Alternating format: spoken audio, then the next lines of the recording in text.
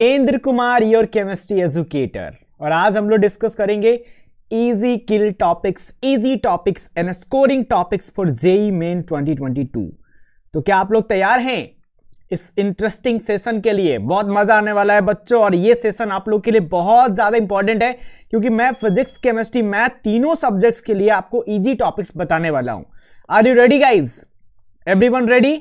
चलो शुरू करते हैं आज के सेशन को। This is Bijendra Kumar. I have completed my BTech and MTech from NIT Hamirpur. 4 साल का टीचिंग एक्सपीरियंस मेरे पास है। I am the chemistry educator for JEE. ठीक है,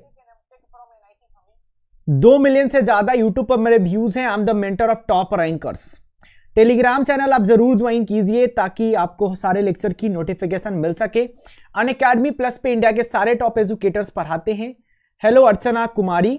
लाइव क्लासेस यहां पे होती है, weekly test, structured courses, unlimited access provide किया जाता है। आईकॉनिक में personal guidance, study planner, test analysis, study material, expert guidance provide किया जाता है।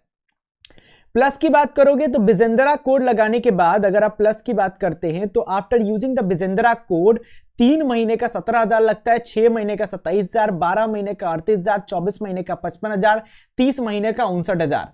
आईकॉनिक की बात करोगे, आईकॉनिक में 6 महीने का 34,000 लगता है, 12 महीने का 58,000, 18 महीने का 72,000, 24 महीने का 90,000। Participate in UCL will get the chance to meet Sachin Tendulkar. 26 तारीख को होगा 1 बजे से, तो आप लोग बिजेंद्रा कोड लगा के इनरोल कर सकते हैं। These are the list of our batches in December. ठीक है, as for JEE Main advance 2023 29 तारीख से शुरू होने वाला है, और स्ट्राइकर बैच 2.0 22 तारीख से शुरू होने वाला है, यानी कि हो चुका है। और एक्सलेंस बैच 22 तारीख से शुरू हो चुका है। स्ट्राइकर बैच 15 तारीख से शुरू हुआ था। रैपिड रिवीजन बैच 15 तारीख से। As for JEE Main advance 2023 ये 2023 के लिए 15 तारीख से शुरू हुआ था। ये दोनों बैचेस भी शुरू हुए थे, और एक्सलेंस बैच 5 जनवरी से भी शुरू होने वाला है। ठीक है, आगे बढ़ते हैं। Hello hello hello hello. Safe score for 98 percentile जरूर बताऊंगा मैं आपको, वेट कीजिए। ओके, और ब्रांड न्यू अपडेट आया है अनअकैडमी आस्क के डाउट पे, जहां पर अब आप एक बार में अप टू 3 क्वेश्चन पोस्ट कर सकते हैं। Get solution in your preferred language, Hindi, English और इंग्लिश में मिलेगा आपको। और क्लिक, ड्रॉप और सबमिट फैसिलिटी यहां पे अवेलेबल है। IT JEE mock test series for JEE 2023 starting from 25 December 2 से 5 PM के बीच में। All India IT JEE rank predictor आपको मिलेगा। Question created by top educators. Detail video solution आपको मिलेगा।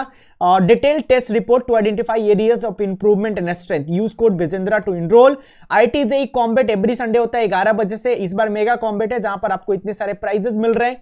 iPad, JBL का स्पीकर और JBL का headphone and many more. Gold medal आपको मिलेगा रैंक 1 को, 100% की स्कॉलरशिप मिलेगी, और मेरिट सर्टिफिकेट भी मिलेगा। रैंक 2, 3 को भी आपको यहाँ पे सिल्वर मेडल और ब्रॉन्ज मेडल मिलेगा, और 100% की स्कॉलरशिप दी जाएगी। ठीक है, और सारे क्वेश्चन का वीडियो सॉल्यूशन भी अवेलेबल कराया जाता है। These are the champions from Unacademy जिन्होंने जेई एडवांस 2021 में बहुत ही अच्छा परफॉर्मेंस किया है। AIR 2021 3475 इन्होंने स्कोर किया, 131, 143, 197 भी स्कोर किया है। चलिए अब टॉपिक्स को स्टार्ट करते हैं। इजी किल टॉपिक्स की बात करते हैं चाप सब्जेक्ट वाइज। तो हम लोग स्टार्ट करते हैं। मैं इनऑर्गेनिक केमिस्ट्री का टीचर हूं, तो इनऑर्गेनिक से स्टार्ट करते हैं। मैं तो कहूंगा कि पूरा इनऑर्गेनिक केमिस्ट्री इजी किल हो गया।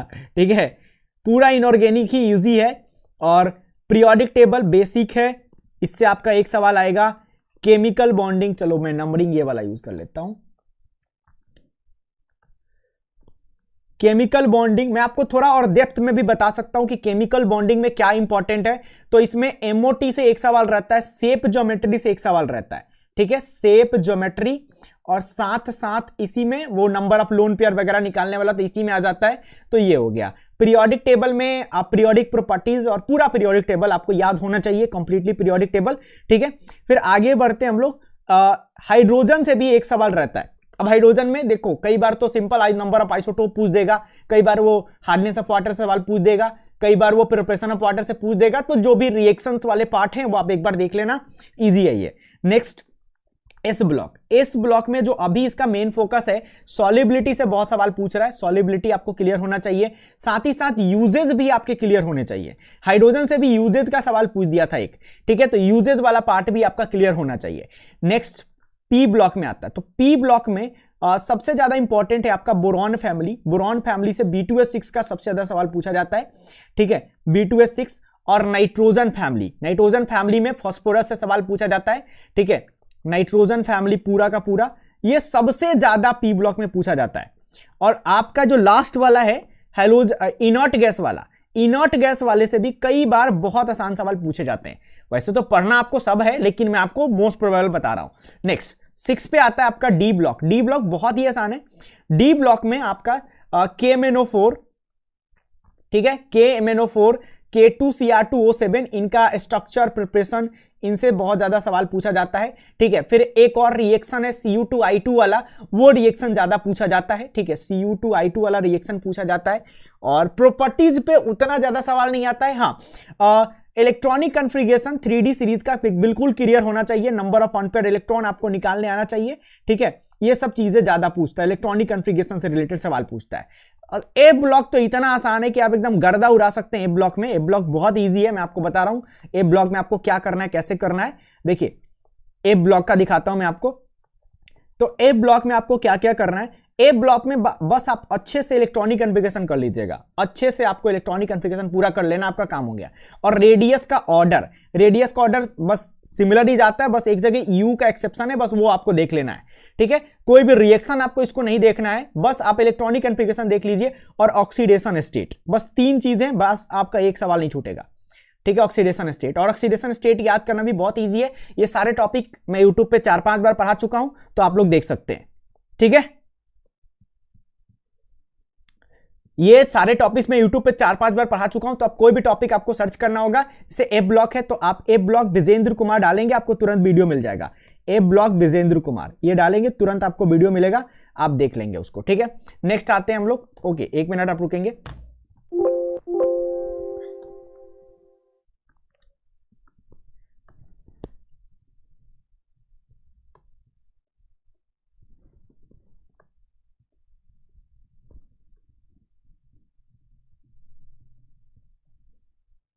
Yes, I am ready.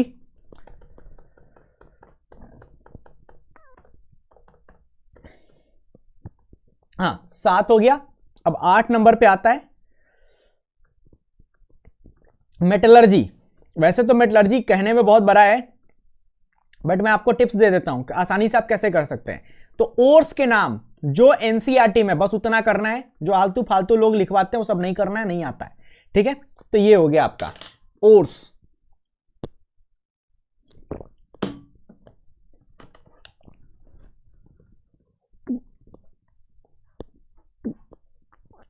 तो दिन में भी पहनता हूं, दिन में ऐसा थोड़ा कि धूप लगती है, ठीक है। तो धूप रीजन नहीं है, बाल छोटे इसलिए पहना हूं अभी। चलो यहां ध्यान दो। अब देखो इसमें कैल्सिनेशन और रोस्टिंग, कैल्सिनेशन और रोस्टिंग का सवाल जरूर पूछा जाता है, ठीक है। रोस्टिंग, ठीक है। अरे यार रोस्टिंग तो गलत लिखा गया, ठीक से लिख देता हूं। और एलिंगम डायग्राम, एलिंगम डायग्राम का सवाल आता है। और साथ ही साथ आपको कुछ मेथड्स मिलेंगे, जैसे कि आपका आएगा वेन आर्कल मेथड, मोन्ट्स प्रोसेस, ये सारे प्रोसेस है जितने भी हैं, ये सारे प्रोसेस एक ही जगह आपको एनसीईआरटी में मिलेंगे। मोन्ट्स प्रोसेस, ठीक है, वेन आर्कल, ये सब आपको अच्छे से देख लेने, ठीक है। बस हो गया काम, मेटलर्जी खत्म। अब देखो एलिंगम डायग्राम पूरा पढ़ोगे एनसीईआरटी से तो बहुत टाइम खिंच जाएगा। बस आपको इतना ध्यान देना है कि नीचे वाला ऊपर वाले को रिड्यूस करता है, ऐसा एक ट्रिक होता है। ट्रिक वाइज आप पढ़ोगे तो इजी रहेगा। मेरा वीडियो देख लेना, अभी कंफ्यूज हो जाओगे, मेरा वीडियो देख लेना, मिल जाएगा आपको, ठीक है। मेरा वीडियो मेटलर्जी का देख लेना। अब next environmental chemistry. Environmental chemistry में मैं आपको बताता हूं, वैसे देखने में बहुत बोरिंग लगेगा, बट आप मेरा वीडियो देखोगे बहुत इजी रहेगा। जितने भी डेटा हैं आपको सारे डेटा याद कर लेने, ठीक है। डेटा बहुत पूछे जाते हैं। एग्जाम कब से एक्सपेक्टेड है, मस्त प्लान है सर। एग्जाम कब से एक्सपेक्टेड है, एग्जाम फरवरी में एक्सपेक्टेड है।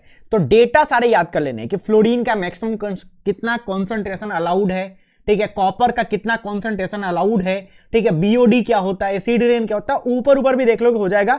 आप वीडियो सर्च कर सकते हो इन्वायरमेंटल केमिस्ट्री विजेंद्र कुमार, बस यहां पे बगल में विजेंद्र कुमार लगा देना, मेरा वीडियो मिल जाएगा और उसको देख लेना, ठीक है। चलो तो ये हो गया आपका इनऑर्गेनिक का काम खत्म। और नेक्स्ट टॉपिक है आपका कोऑर्डिनेशन। तो भैया ये तो इजी किल नहीं है, ठीक है। कोऑर्डिनेशन कंपाउंड ये बिल्कुल इजी नहीं है। अगर आपको ऊपर ऊपर से करके जाना है तो बस आप इतना सीख सकते हो, कौन स्ट्रॉन्ग फील्ड लिगेंड है, कौन वीक फील्ड लिगेंड है, और कहां पेयरिंग हो रही है, कहां इलेक्ट्रॉनिक कॉन्फ़िगरेशन कैसे निकल रहा है, और कितना unpaired electron, number of unpaired electron कैसे निकाल रहे हैं, म्यू कैसे निकाल रहे हैं। इजी वे में बस आप इतना कर सकते हो, नहीं तो ये इजी नहीं है। ये easy, this is not easy, ये इजी नॉट इजी, ठीक है, ये नहीं है, ये इजी नहीं है, आपको अच्छे से करना पड़ेगा।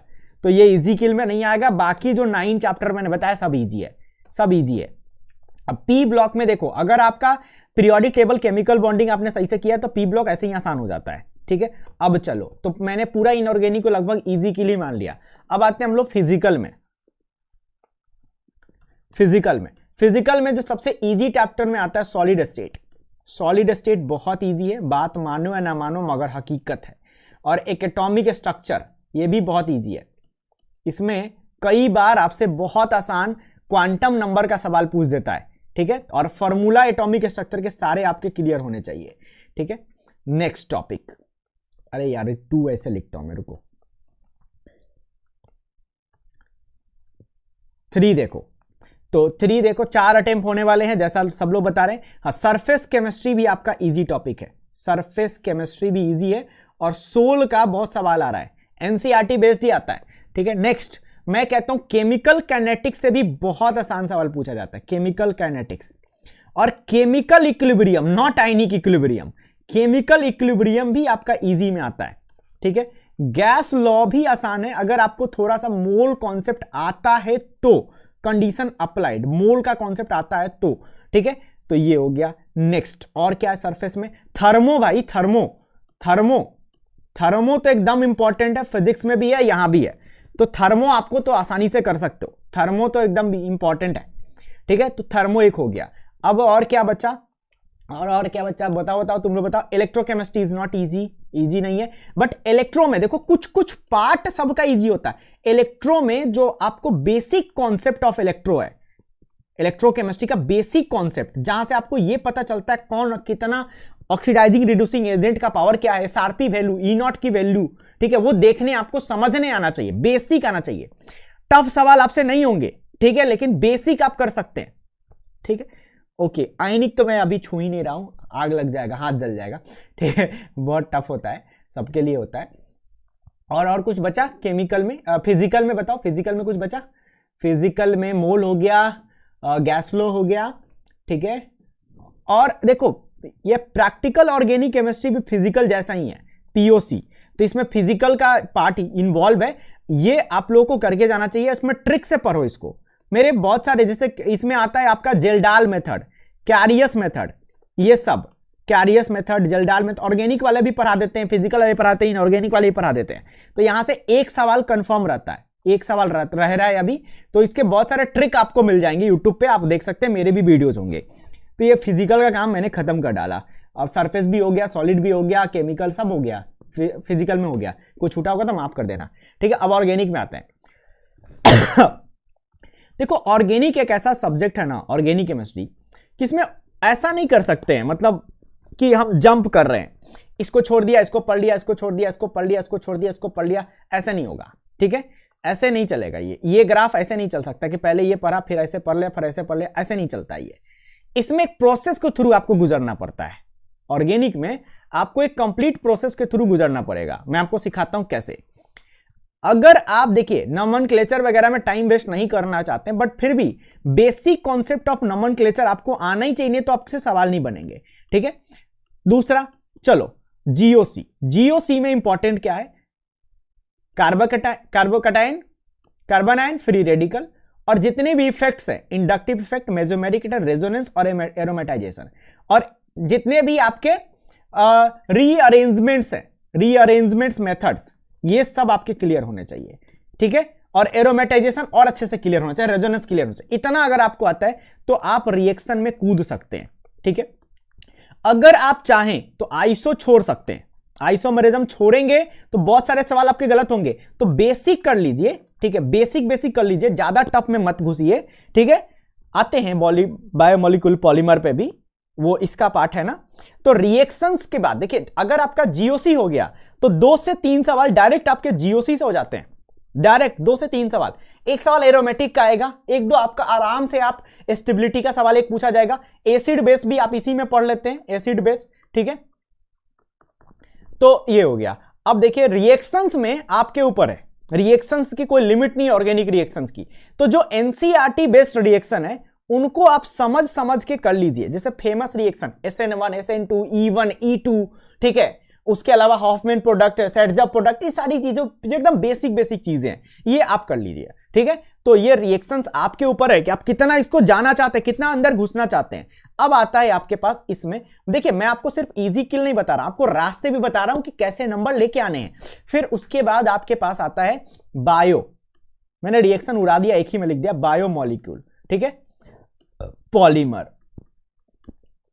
ठीक है। तो देखो कहने के लिए तो आसान है कि बायोमोलिक्यूल एनसीईआरटी से 2-3 घंटे में पढ़ लो, आराम से काम हो जाएगा। बिल्कुल गलत बात है, 2 से 3 घंटा पढ़ने से कुछ नहीं होगा, ठीक है, कुछ नहीं होगा। मैं बता रहा हूं यूट्यूब पे व्यूज बनाने के लिए लोग बना देते हैं, और फिजिक्स वाला टीचर भी बोल देता है कि 2-3 घंटे में पढ़ लो, मैथ वाला भी बोल देगा 2-3 घंटे में पढ़ लो, हो जाएगा। नहीं होगा भाई, ठीक है, ये 2-3 घंटे में नहीं पढ़ा जा सकता, टाइम लेगा। सिर्फ बायोमोलिक्यूल कम से कम 4 घंटा लेगा, पॉलीमर भी 4 घंटा लेगा, तब जाके आपको अच्छे से याद होगा और साथ साथ आप पीवाईक्यूज कर पाओगे। जब तक पीवाईक्यूज नहीं करोगे चैप्टर तैयार नहीं होगा, ठीक है। तो लास्ट के भरोसे मत छोड़ना। हाँ, केमिकल केमिस्ट्री से कई बार बहुत आसान सवाल पूछ देता है, बहुत आसान, सिंपल ऑर्डर का सवाल पूछ देगा, सिंपल पूछ देगा जीरो ऑर्डर रिएक्शन में क्या होता है, कितने स्टेप में होता है।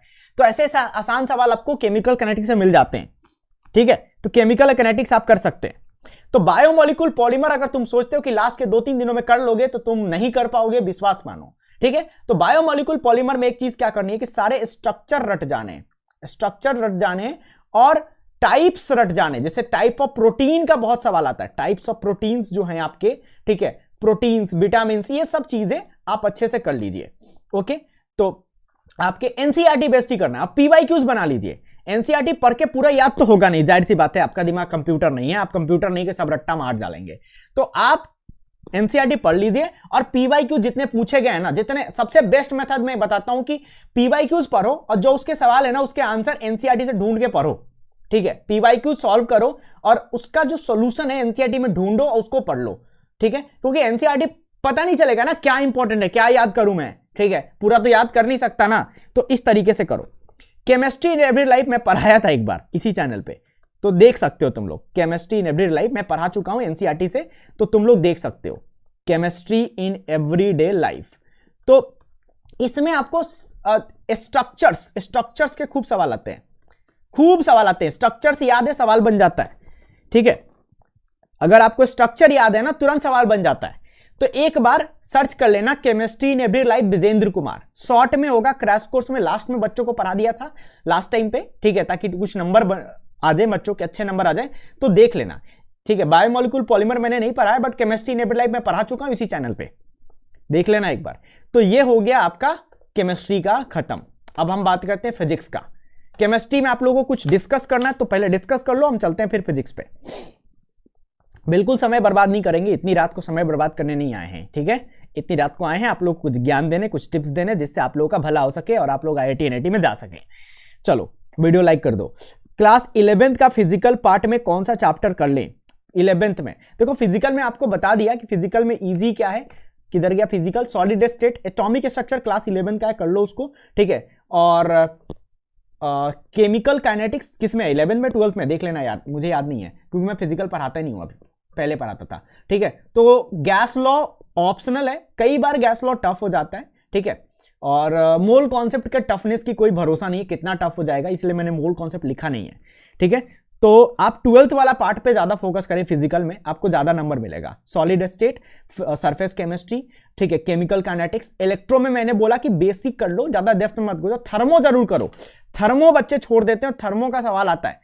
थर्मो तुम फिजिक्स में भी मत छोड़ो, यहां भी मत छोड़ो, रेड लगा दिया मैंने, सिर्फ एक जगह रेड लगाया हूं थर्मो पे, ठीक है।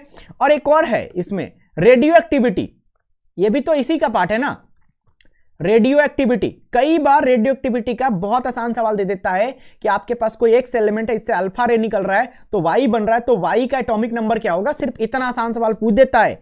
तो पछताते हो तुम कि इतना आसान सवाल आगे आपसे नहीं बना, तो रेडियो एक्टिविटी कर लेना, ठीक है। चलो सर मैं सेकेंड टाइम ड्रॉपर हूं और फर्स्ट टाइम पार्शियल ड्रॉपर हूं, हिम्मत नहीं खोई।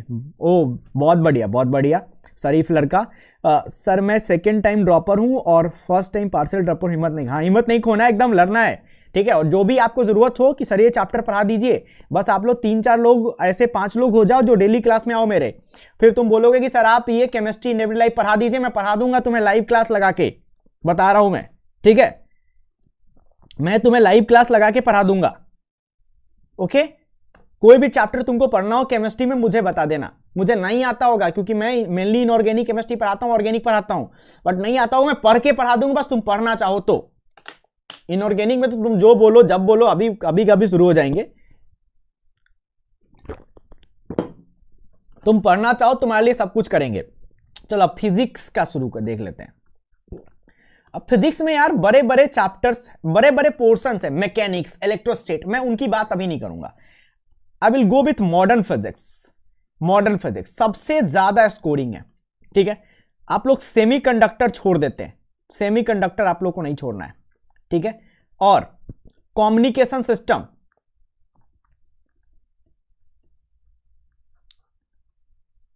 ईएम वेव, ठीक है, छोटे छोटे चैप्टर्स हैं और आपको फुल नंबर देते हैं।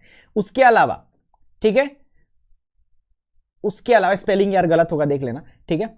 तो उसके अलावा मैं तेजी में निकाल रहा हूं तो उतना ध्यान नहीं दे रहा हूं। नेम रिएक्शन का एक 1 शॉट बना दीजिए, 1 शॉट सीरीज लाओ केमिस्ट्री का, नोटेड लेके आ जाएंगे। अभी पीवाईक्यूज करा रहा हूं, पीवाईक्यूज खत्म कर दूं तो फिर 1 शॉट भी ला दूंगा। अभी पीवाईक्यूज ऑलरेडी शेड्यूल हो चुका है, मैं उसको चेंज नहीं कर सकता। सारे चैप्टर का मैं पीवाईक्यूज करा रहा हूं, तुम उस क्लास में आ सकते हो। इनऑर्गेनिक के जितने चैप्टर्स हैं उसका डेली पीवाईक्यू चल रहा है, तो पीवाईक्यूज वाले क्लास में आ जाओ, उसी में तुम्हें पढ़ा भी देंगे थोड़ा सा शुरू में, तुम बोलोगे तो, ठीक है। तो अभी ये देखते हैं। उसके अलावा आप एसएचएम वेव, ठीक है, साउंड, ये सब बहुत इजी छोटे छोटे चैप्टर्स हैं, ठीक है। इलास्टिसिटी, आसान सवाल आता है यार, इलास्टिसिटी,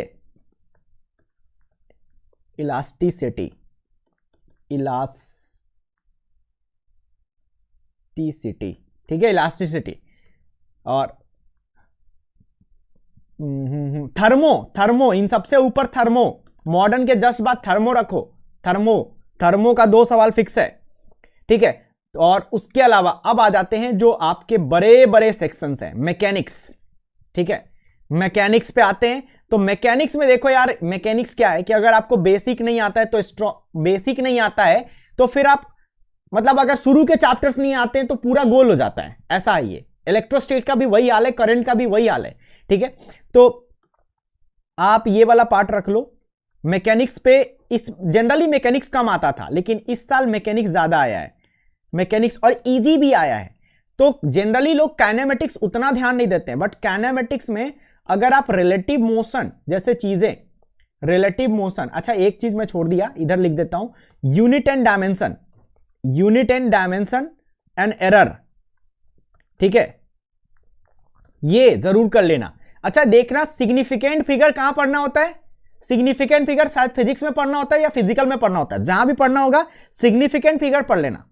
सवाल आसान होता है, आएगा तो 4 नंबर देके जाएगा। लास्ट ईयर आया था, लास्ट ईयर में पूरा पेपर का सॉल्यूशन करा रहा था, तो मुझे सब पता है कि कहां कहां से क्या क्या आया था, ठीक है। मेरे सामने सब हो रहा था, मैथ भी हो रहा था सॉल्व, फिजिक्स नहीं हो रहा था, बट सवाल बच्चे भेज रहे थे, पता चल रहा था, ठीक है। तो unit dimension, error, significant figure देख लेना कहां पढ़ना होता है। पढ़ना तो है पूरे सिलेबस में आईटी जेईई के, तो पढ़ लेना, ठीक है। सिग्निफिकेंट फिगर जरूर पढ़ लेना, ठीक है। अब चलो आगे बढ़ते हैं। मैकेनिक्स में रिलेटिव मोशन, ठीक है। और उसके अलावा ग्रेविटेशन का बहुत आसान सवाल आ रहा है भाई, और रोटेशन डर के मारे छोड़ देते हैं बच्चे, लेकिन अब इस साल रोटेशन पे भी कई बार सिंपल आपको मोमेंट ऑफ इनर्शिया निकालने का सवाल आया, ठीक है। तो देखो मैं आपको बोल रहा हूं कि पहले इतना कर लो, पहले ये सब कर लो, ये तो आपने किया ही होगा, मैकेनिक्स तो किया ही होगा, ठीक है। अगर आप मैकेनिक्स किए हो और रिवीजन पे बहुत ज्यादा टाइम लगा रहे हो मैकेनिक्स के, तो अभी मत लगाओ, पहले इनको कर लो, इनको मत छोड़ो। Modern physics, semiconductor, communication system, SHM wave, sound, एसिटी, थर्मो, ये आपके सबसे ज्यादा स्कोरिंग हो गए। और बाकी ये जो बड़े सेक्शंस हैं, ये आपके ऊपर है। Electrostatics and current, electro plus current, magnetism, ये सब आपके ऊपर डिपेंड करता है, आपके पास टाइम, आपने पहले कितना मेहनत किया हुआ है। अभी जो कुछ दिन बचे हुए, कुछ दिनों में आप पूरे मैकेनिक्स पे, पूरे इलेक्ट्रोस्टेट पे, मैग्नेटिक्स, इस पे कमांड नहीं कर सकते, क्योंकि ये लोग बड़े बड़े सेक्शंस हैं, इसमें बहुत सारा कॉन्सेप्ट इंवॉल्व होता है। तो अगर आपने पहले से पढ़ा हुआ है तो डेफिनेटली आप अच्छा करेंगे।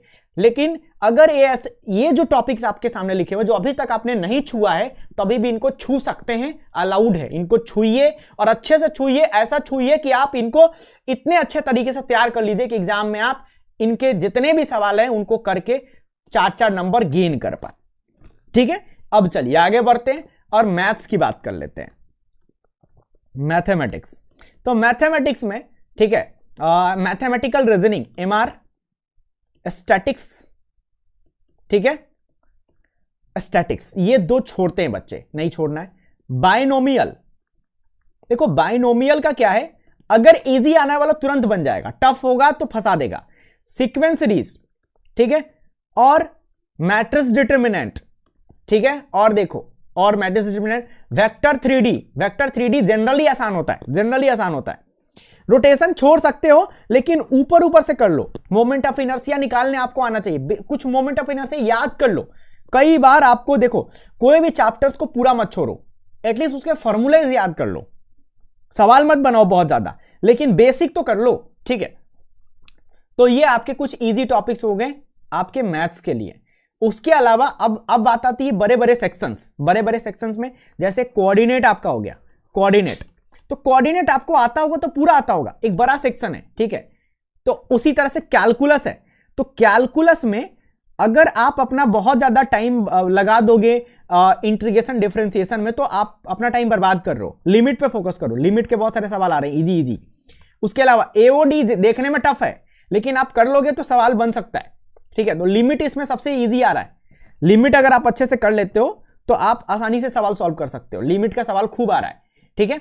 तो एओडी हो गया, और उसके बाद पूरा कैलकुलस, देखो पूरे बड़े बड़े सेक्शंस है, ये सब छोटे छोटे सेक्शंस है।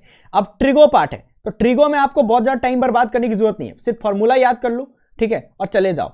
आईटीएफ कर लो, आईटीएफ से कई बार आसान सवाल आपको मिल जाता है, ठीक है। तो this is about math. Math तो कई बार आपको कितना भी अच्छा तैयार करके जो रुला देगा, आपको चाहे देगा रुला दे तो रुला ही देगा, ठीक है। और फंक्शन, बेसिक ऑफ फंक्शन, कई बार आपको बेसिक ऑफ फंक्शन से इजी सवाल, इवन और टाइप का सवाल आ जाएगा, आप कर लोगे। तो कोई भी चैप्टर को पूरा छोड़ के मत जाओ, पूरा छोड़ के मत जाओ, उसका फॉर्मूला देख लो, बेसिक करके जाओ, ताकि इजी सवाल आए तो कर पाओ, टफ आए तो छोड़ दो, लेकिन इजी आए तो कर पाओ, ठीक है। तो ये एक ऊपर ऊपर आइडिया था। मैं मानता हूं कि मैं आपको फिजिक्स और मैथ में उतना अच्छे से गाइड नहीं कर पाया होगा, ठीक है, क्योंकि मैं फिजिक्स और मैथ का टीचर नहीं हूं, बट केमिस्ट्री में जो चीजें मैंने आपको बताई, अगर आप फॉलो करेंगे तो आप बहुत अच्छा स्कोर कर सकते हैं। और जितना भी चीज मैंने आपको बताया, चाहे फिजिक्स केमिस्ट्री में, तीनों की बात करो, तीनों में आपको पीवाईक्यू जरूर करना है, प्रीवियस ईयर के सवाल जरूर करने हैं, ठीक है। कोऑर्डिनेशन, कोऑर्डिनेट के बेसिक, अच्छा कैलकुलस छोड़ दिया यार मैंने, देखो मैं कहा ना मैं मैथ का टीचर नहीं हूं, छूट सकता है, गलती हो सकती है, माफ कर देना। तो देखो यहां पे कैलकुलस तो जरूर आपको करना है, कैलकुलस कॉम्प्लेक्स, कैलकुलस हो गया कॉम्प्लेक्स, कॉम्प्लेक्स पीएनसी प्रोबेबिलिटी। तो कॉम्प्लेक्स देखो, पीएनसी प्रोबेबिलिटी मैंने नहीं लिखा, लेकिन मेंस का पीएनसी इजी होता है, मेंस का पीएनसी भी इजी होता है और मेंस का प्रोबेबिलिटी भी इजी होता है, ठीक है। तो इनको भी देख लेना, कहने का मतलब है कि बेसिक कर लो, ठीक है। जैसे आप करें कोऑर्डिनेट का बेसिक पढ़ ले तो काफी है, बेसिक पढ़ ले तो काफी नहीं है, इजी सवाल आएगा तो हो जाएगा, टफ आ जाएगा तो कोई बात नहीं, ठीक है, फिर जय श्री राम बोल के छोड़ देंगे उसको, इजी आएगा तो कर लेंगे। कई बार देखो वेक्टर 3D में बच्चे छोड़ के चले जाते हैं, कई बार 3D में 2 पॉइंट का डिस्टेंस निकालने का सवाल आ जाता है, ठीक है, 2 पॉइंट का डिस्टेंस का, और कोऑर्डिनेट दिया रहता है, x1 y1 z1 दिया रहता है, यहां पे x2 y2 z2 दिया रहता है, और इनका बस डिस्टेंस निकालना होता है। कितना आसान फॉर्मूला होता है आप लोगों को पता है, इजीली आप निकाल सकते हैं। तो जो बच्चा छोड़ देगा पूरी तरह से, इतना आसान सवाल भी छोड़ देगा, तो पूरा का पूरा मत छोड़ो, बेसिक एटलीस्ट देख लो, वन शॉट देख लो। किसी भी चैप्टर को छोड़ने का ख्याल आ रहा है ना, तो वन शॉट देख लो, ठीक है, और फॉर्मूला लिख लो खुद से, और फॉर्मूला करके जाओ, फिर अच्छा होगा।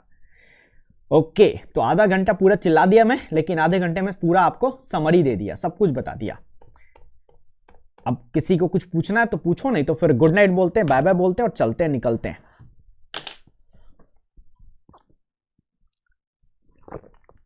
बोलो, कुछ पूछना है?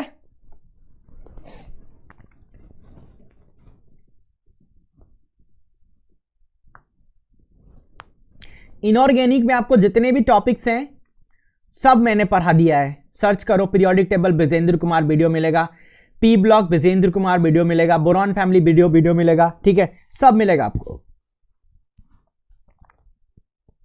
सिर्फ रिएक्शन सर्च करो, inorganic reaction Vijendra Kumar, inorganic chemistry marathon Vijendra Kumar, तुम जो सर्च कर लो यार वीडियो अवेलेबल होगा, ठीक है। 2 वीडियोज अवेलेबल होंगे, सब पढ़ा चुका हूं मैं इस चैनल पे।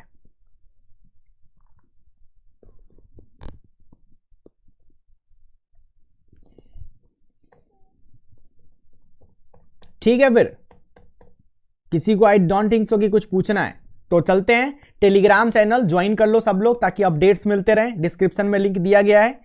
और अनअकैडमी प्लस पे इंडिया के सारे टॉप एजुकेटर पढ़ाते हैं, मैं भी पढ़ाता हूं, मेरा बैच चल रहा है ड्रॉपर टू टॉपर बैच, उसमें आप लोग आ सकते हैं, बहुत मजा आएगा। लाइव क्लासेज यहां पे होती है, weekly test, structured courses, unlimited access provide किया जाता है। आईकॉनिक में personal guidance, study planner, study material, expert guidance और टेस्ट एनालिसिस प्रोवाइड किया जाता है। ऑर्गेनिक के सारे नेम रिएक्शन का एक वीडियो में बता दी, अच्छा चलो नोट कर लिया मैंने, बता दूंगा।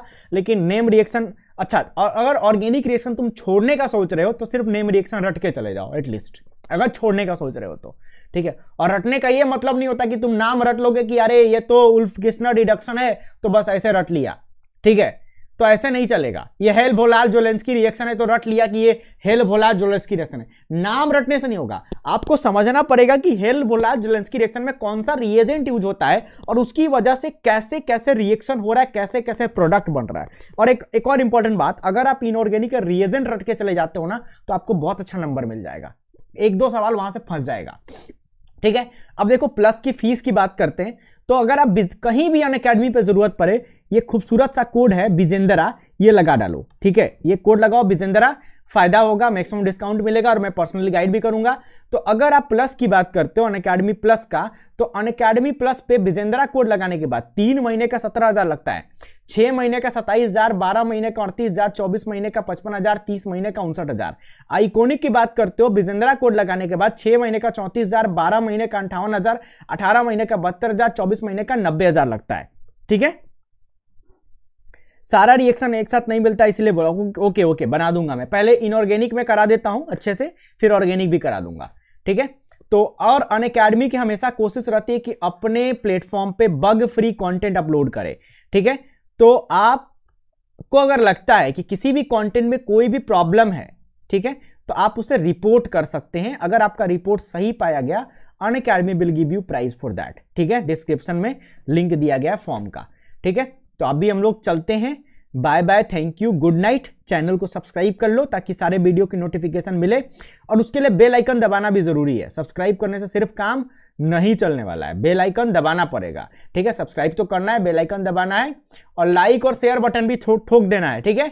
और टेलीग्राम चैनल भी ज्वाइन कर लेना है। फिलहाल मैं चलता हूं, गुड नाइट बच्चों, बाय बाय, ठीक है। फिर बहुत जल्द